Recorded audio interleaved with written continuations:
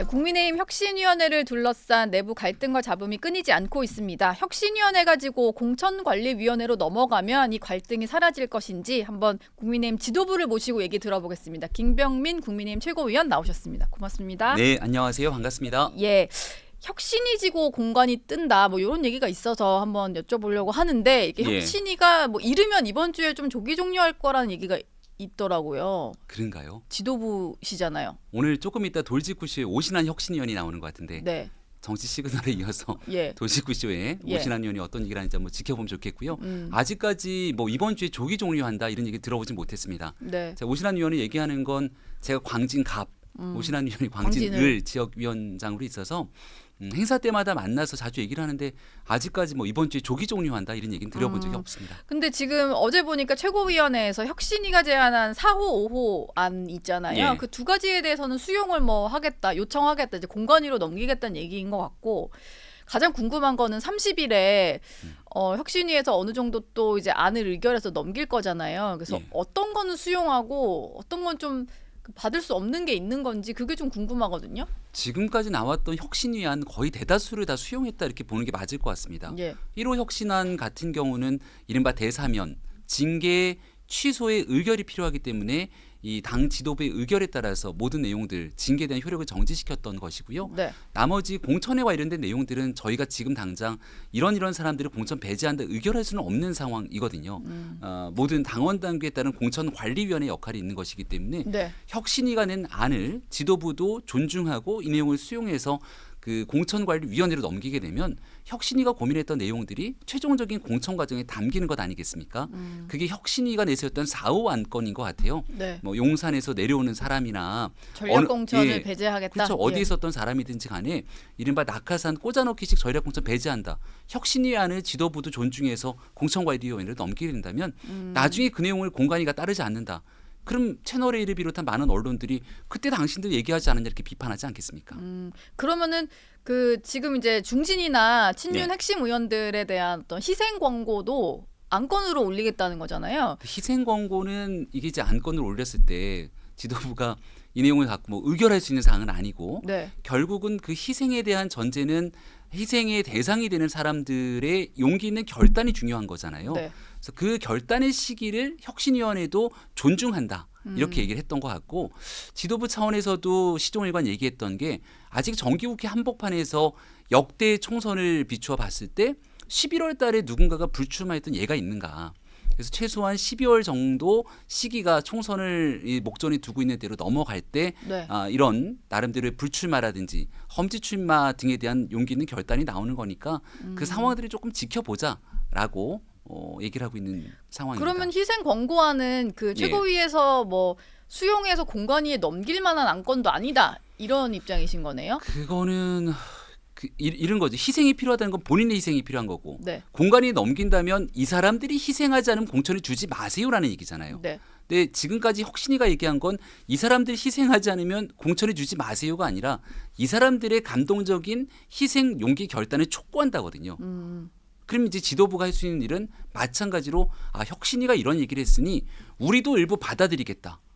그리고 난 다음에 여기 있는 많은 사람들의 희생과 용기 있는 결단을 촉구한다. 이렇게 같이 이야기를 꺼낼 수는 있겠죠. 근데 예. 그렇게 하려면 혁신위가 내세우는 얘기에 대한 우리 스스로의 나름대로의 행동 또 용기 있는 결단 이렇게 필요하지 않습니까? 지도부에서 저는 이른바 국민의힘 내에서 험지라고 불리우는 서울 강진구 갑 지역이 출마를 하기 위한 3년 동안 원외위원장 역할을 하고 있습니다. 그래서 얘기하고 있는 대로 열심히 뛰고 있는 거잖아요. 이제 또 다른 누군가가 여기 있는 용기 있는 화답이 나왔으면 좋겠다는 개인적인 생각을 가지고 있고요. 네. 혁신위가 그 내용들을 얘기했을 때 혁신위 내에서도 이른바 따뜻한 양지에 활동하고 있는 누군가가 있잖아요. 그럼 혁신위에서 그 얘기를 할 때 스스로가 우리 중에 혁신위원회에 있는 사람도 이른바 양지에 출마하거나 이런 일 없이 험지로 가거나 불출마하겠다라고 하는 자신의 결단들을 갖고 이야기를 했다면 조금 더 감동과 울림이 있었을 거다라는 얘기도 함께 드립니다. 좀 떠오르는 사람이 있는데 혁신위 내부 자체에서도 약간 출마 준비하는 분들은 약간 남일처럼 말하는 경향이 좀 있긴 있었어요. 이게 가장 문제예요. 예. 그러니까 나는 되고 너는 안 돼라는 방식으로 접근하게 되는 순간 어느 누가 그 리더십과 그 지도력을 따르겠습니까? 예. 내가 먼저 용기 있는 결단을 보여주고 그리고 당을 위해서 정말 나라를 위해서 우리 함께 나아가자라고 얘기했을 때 네. 사람들이 그 길에 박수를 치는 거거든요. 음. 근데 나는 따뜻한 양지에서 얼마든지 뛸 건데 다른 사람들은 나가서 험지 출마해라. 정말 힘 빠지는 일이고요. 조금 전에 우리 이승환 위원장도 왔다 갔고 네. 저도 강북 지역에서 열심히 뛰고 있는 사람들을 함께 만나보면 서울 수도권의 분위기라는 게 굉장히 참 어렵습니다. 이럴 때 당이 전폭적으로 나서서 분위기를 한껏 띄워줄 때 정당 지지율이 5%, 한 7%가 올라가 줘야 그래야 개인적인 경쟁력으로 뭘 할 수 있는 분위기들이 만들어지죠. 네. 그걸 할 수 있으려면 용기 있는 결단과 희생이 이른바 기득권이라 불리는 사람들 누구로부터 나와줘야 되거든요. 아직까지 그런 내용들에 대한 결단이 없다 보니까 보수 정당을 지지하는 사람들조차도 이 국민의힘 이래서 되겠냐는 비판적 목소리가 있거든요. 예. 아마 머지않는 시간 내에 국민께 감동을 줄 수 있는 그런 지도력 있는 인사들의 결단들이 촉구되지 않을까 싶습니다. 지금 사실 서초에서 재선하신 분이 좀 떠올라서 그런 분들 결단 좀 같이 했으면 좋았겠다. 뭐 이런 말씀이신 걸로 좀 들립니다. 사람은 얘기하지 않습니다만 예. 누군가에게 권고할 때는 나 스스로가 먼저 그 행동을 할 수 있을지를 보고 권고했을 때 힘이 실린다. 예. 어쨌든 혁신위가 이제 뭐 항의성으로 이제 종료한다는 건 아니고 혁신 네. 안건을 낼 정도로 냈기 때문에 어쨌든 좀 종료 수순으로 가고 있는 건 맞는 것 같아요. 이제 예. 정해진 60일보다는 좀 빨리 끝내는 걸로 이제 얘기가 되고 있는 것 같은데 그러다 보니까 이제 공관위가 생기면 누가 할 거냐 뭐 이런 그 여러 가지 전망들이 좀 있는 것 같더라고요. 일단 공관위 컨셉에 대해서도 최고위가 좀 고민을 하실 것 같은데 보통 뭐 실무형으로 할 거냐 아니면 이제 예. 외부 인사를 해서 정말로 이제 제대로 물갈이 할 거냐 뭐 이런 얘기들 나오잖아요. 지금 컨셉이 정해진 게 있을까요? 아직까지 공관위를 어떻게 구성할지에 대한 구체적인 컨셉 인논의를 하지는 않았습니다.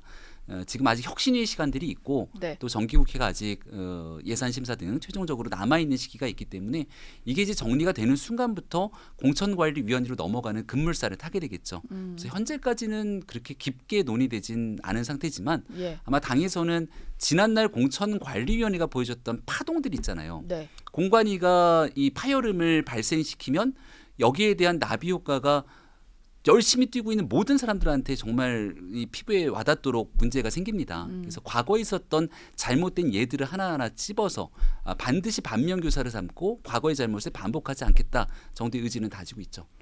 근데 제가 이제 정치부 출입한 이래로 봤을 때 뭔가 잡음없고 잘된 공관위를 제가 본 적이 없어서 이제 혹시 뭔가 네. 성공 모델이라고 할 만한 게 있나요? 여야를 통틀어. 아직까지 그 지도부 내에서 그 내용을 중점적으로 하진 않았습니다만 네. 잡음은 항상 있죠. 왜냐하면 선거가 끝나고 나면 늘상 한 40% 정도의 물갈이라 불리는 인적 쇄신들이 늘 있어 왔으니까 자이든 타이든. 그러면 기존에 있었던 정치의 세력 교체가 일어나는 건 항상 갈등과 파열음이 나올 수밖에 없잖아요. 네. 근데 그게 국민적 눈높이에 봤을 때 신선하고 감동적이고 나라의 미래를 위해서 가는 것인지 자기들끼리의 권력 투쟁 과정에서 아웅다웅하는 것이 국민들이 다 압니다. 예. 그래서 제가 봤을 때는 2016년도 때 네. 그 당시 김종인 비상대책위원장이 민주당에 깜짝 등판해서 제일 첫 번째 컷오프 하면서 했던 게 정청래 수석 최고위원 지금 예. 그 정청래 최고위원 막 컷오프하고 마지막에 이해찬 대표까지 컷오프하는 모습을 보면서 그랬죠. 민주당이 진짜 바뀌는 거야? 라는 생각을 갖게 됐고 네. 그 당시 100석도 못 얻을 거라고 완전히 폄훼됐던 민주당이 기사회생에서 살아났잖아요. 그래서 그 당시에 어떻게 국민들이 요구하는 눈높이를 맞춰갔는지 예. 이런 긍정적인 예들도 하나하나 꼼꼼히 따져볼 필요가 있겠다 싶습니다. 지금 이제 보면은 뭐 아직은 좀 이르다고 하셨는데 후보군으로 이름이 벌써 나오는 게 뭐 안대희 전 대법관 네. 이런 분들 얘기가 나오는 것 같고 심지어 김한길 통합위원장이 갈 것이다 뭐 이런 얘기도 있는 것 같아요. 이 두 사람에 대해서는 좀 정리가 된 게 있습니까? 하마평의 언론에 일부 나올 뿐 내부에서 전혀 논의가 됐던 적은 없는 것 같습니다. 거론이 예. 된 적은 없는 분이세요? 내부에서 공천관리위원회 위원장을 누구 할 것인지를 두고 지도부가 하나하나 사람을 두고 타진한 적은 없습니다. 예. 네. 일단은 그 혁신안이 좀 마무리가 돼야 되는 상황에서 가장 중요한 분이 김기현 대표가 또 아닐까 이런 생각은 좀 하고 있습니다. 뭐 혁신이 갈등이 좀 불거지기도 했었고, 근데 김기현 대표가 지난 주말에 한 행보를 보면 울산에 뭐 내려가가지고 대통령과 뭐 3-4시간 통화한다 뭐 이런 얘기도 했고 3-4번씩 통화한다 이런 얘기도 했고 일단 지역구에 조금 이렇게 지역구 행보에 좀 집중하는 모습이었는데요. 이게 뭐 울산에 실제로 출마를 고심한다는 얘기도 좀 들려서요. 좀 어떤 상황인지 궁금하거든요.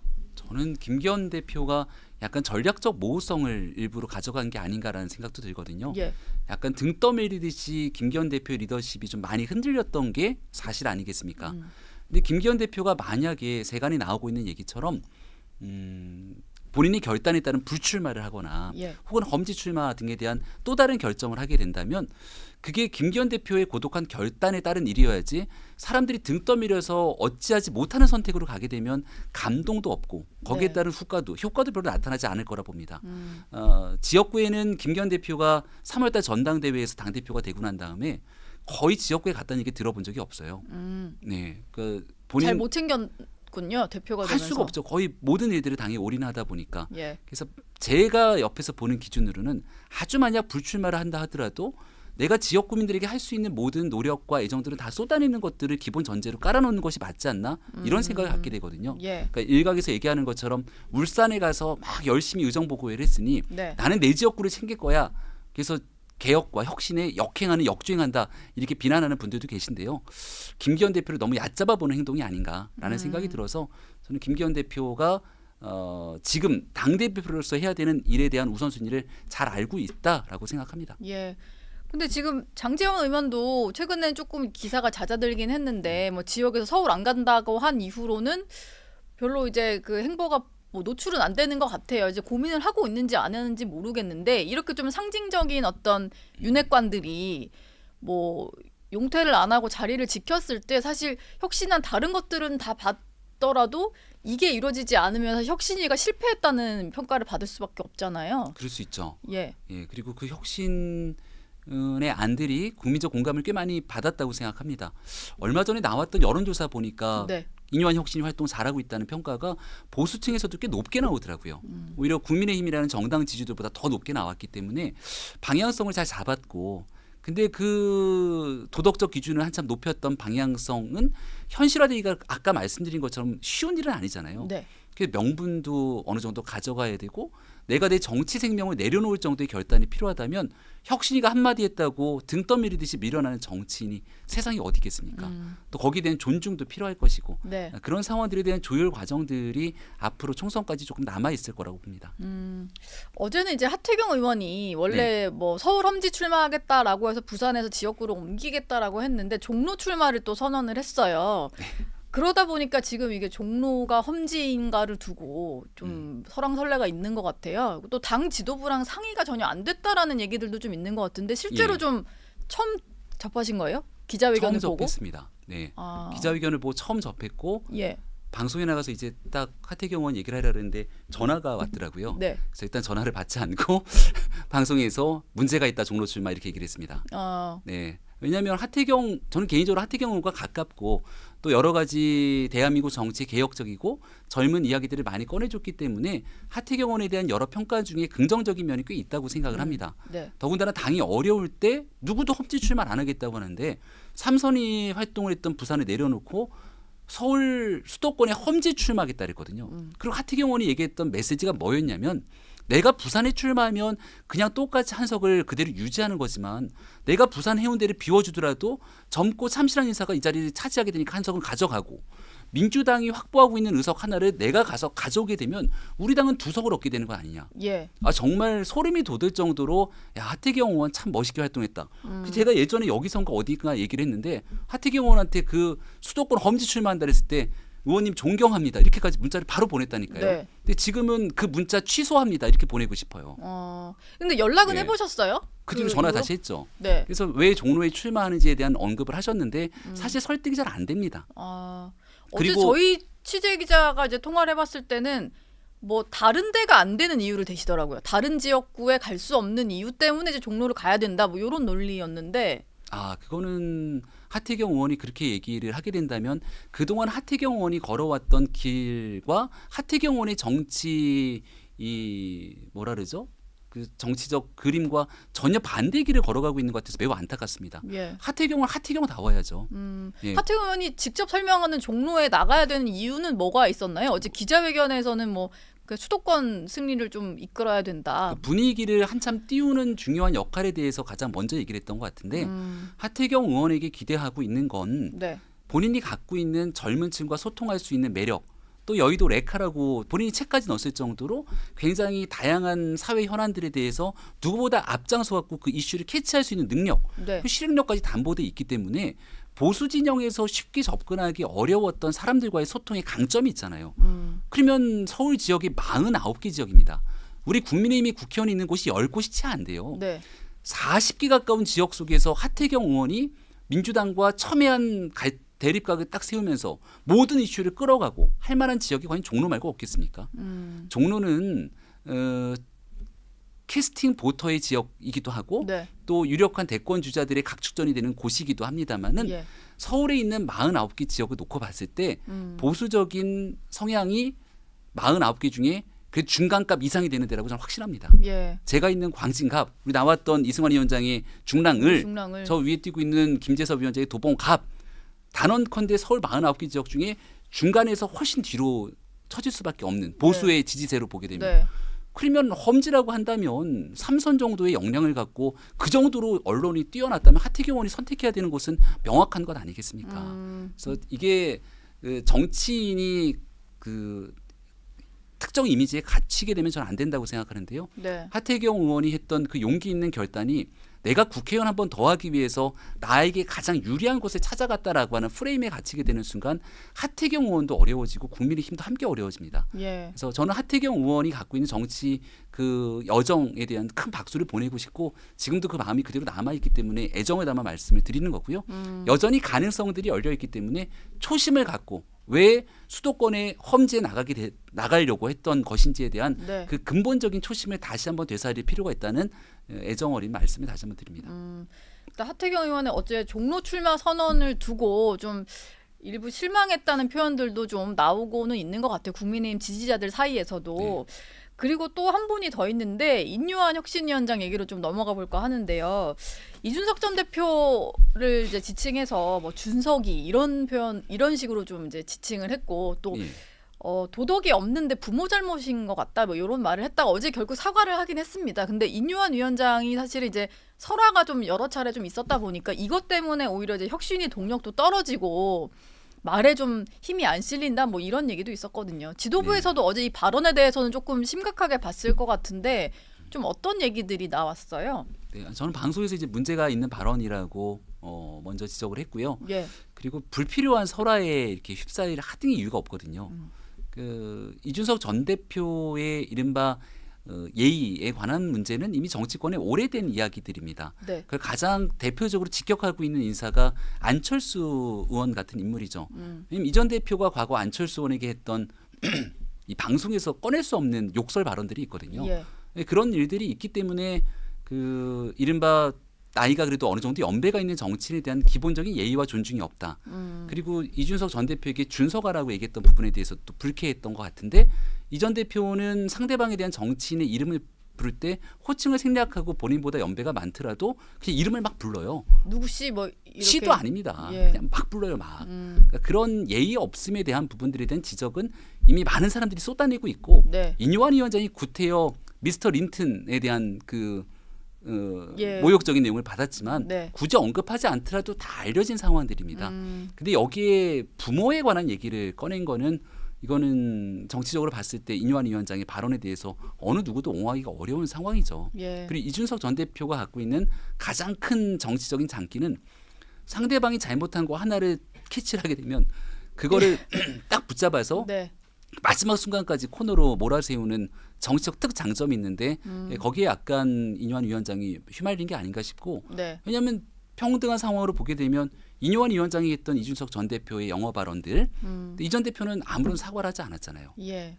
그리고 이 전 대표가 인요한 위원장 얘기를 꺼내면서 했던 어디서 배워먹은 뭐 이런 표현 같은 경우도 이게 정치적으로 써선 되는 용어인가 싶은 생각이 듭니다만 근데 이렇게 부딪혔을 때 결국은 인요한 위원장이 훨씬 더 큰 손해를 본 거죠 이번에. 네. 예, 그래서 이 전 대표랑 같이 맞붙을 때는 이 전 대표가 갖고 있는 성향과 내용들을 좀 잘 알면서 여기에 대해서는 좀 굳이 대응할 예. 이유가 없는 상황에 아쉬움이 있습니다.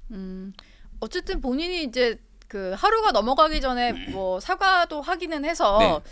좀 이제 수습을 하려는 모습인데, 그러니까 사실 인 위원장이 뭐 이제 처음에 등장할 때 엄청나게 관심을 받았고 지금 혁신이 가지고 여러 가지 좀 이제 약간 논란도 있고 약간 갈등설도 있지만 인 위원장이라는 사람 이제 보수 정당에 와서 했던 거에는 좀 그래도 좋은 평가들을 하고 있는 것 같아요. 그럼요. 그러다 보니까 이제 인 위원장이 뭐 실제로 정말 본인 말처럼 총선에 안 나올 건지 아니면 비례대표라도 받을 건지 뭐 여러 가지 좀 전망들이 있는데요. 좀 실제로 좀 인 위원장의 어떤 출마에 대해서는 지도부에서도 좀 고민을 하시는 지점입니까? 좀 쓸만한 카드다 이렇게 보시나요? 다른 분들은 어떻게 생각할지 모르겠는데요. 제가 개인적으로 봤을 때는 인요한 위원장이 갖고 있는 언론의 주목도라든지 또 인요한 위원장의 활동과 행동에 대해서 긍정적인 평가가 부정적인 평가보다 훨씬 많다고 생각합니다. 예. 그리고 당이 가장 어렵고 힘들었을 때 한 2주 정도 인요한 위원장의 행보 하나하나, 말 하나하나가 국민의힘을 굉장히 어려웠던 시기 쭉 끌어당기는데 큰 역할을 했다고 생각하고요. 그래서 지금 나오고 있는 설화 하나 두 개 때문에 인요한 위원장이 해왔던 활동들이 부정평가될 하등의 이유가 없다고 봅니다. 네. 그래서 만약에 혁신위 활동이 이제 물리적으로 12월이 되면 끝나게 되잖아요. 네. 그럼 끝났으니까 인요한 위원장 고생했어요라고 그렇게 가시라 그러면 저는 우리 당이 갖고 있는 중요한 자산을 소실하는 거라고 생각하거든요. 예. 그래서 인요한 위원장이 해왔던 혁신 행보들이 4월 달에 있는 총선까지 최종적인 목적지에 꼴이 날 수 있도록 그 역할들을 저는 좀 더 어떤 자리이든지 간에 예. 맡아주면 참 좋겠다는 개인적인 생각을 갖고 있습니다. 아, 이 당사자가 나오셨으니까 마지막으로 요 질문을 짧게 하나 네. 드리고 싶은데 어제 보니까 약간 이제 그 국민의 자리. 출입 기자들 사이에서 김병민 최고위원 자리를 김석기 최고가 네. 꿰찼다면서 막 이런 얘기가 있었어요. 근데 이미 뭐 어제 보도도 좀 돼가지고 예. 그게 이제 뭔가 자리 배치를 40대 수도권 당협위원장이 이제 상징적으로 이제 최고위원 2등 자리에 앉아 있었는데 네. 그것을 밀고 이제 TK 보궐로 들어온 TK 지역 그 최고위원이 앉는 게 맞냐 뭐 이런 얘기 좀 당에서 있는 것 같아서요. 제가 40대 서울의 당협위원장에서 그 자리에 앉아 있는 게 아니고요. 예. 전당대회에서 우리 100만에 가까운 당원들이 처음으로 100% 당원들이 직접 투표를 한 거 아니겠습니까? 거기에서 당원들께서 뽑아줬던 2등 최고위원입니다. 1등 최고위원이었던 김재원 최고위원이 앉아 있었던 자리가 김재원 최고위원이 이제 자리를 그만두게 되면서 그 자리에 제가 앉아 있는 것이고요. 네. 제가 아니라 만약 누군가 뭐 연배가 많으시고 또 지역적 역할 관계없이 그 자리가 2등 최고위원이 했던 분이라면 그 자리에 앉아 있는 게 맞는 거죠. 네. 이제 보궐선거로 선출해서 들어오게 됐던 김석기 최고위원님 훌륭하신 분입니다. 네. 좋으신 분이고요. 저랑도 개인적으로 굉장히 가깝고. 근데 김재원 최고위원의 자리를 보궐선거로 뽑았다는 이유로 그 자리를 대체해서 수석 최고위원이 된다 그러면 그거를 대한민국에서 지난 전당대회를 치렀던 당원들이 납득할 수 있겠습니까? 예. 당원 당규 어디에도 원칙과 규정 절차가 없는 일이기 때문에 네. 기획조정국 당에서 이제 과거에 전례를 준용했다 그러는데 상식적으로 잘 납득이 되지 않아서 많은 비판을 받고 있다 생각하고요.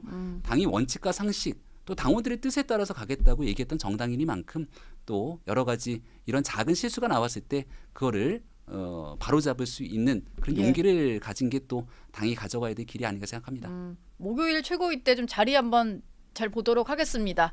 김병민 최고위원과는 여기까지 함께 하도록 하겠습니다. 고맙습니다. 네, 고맙습니다.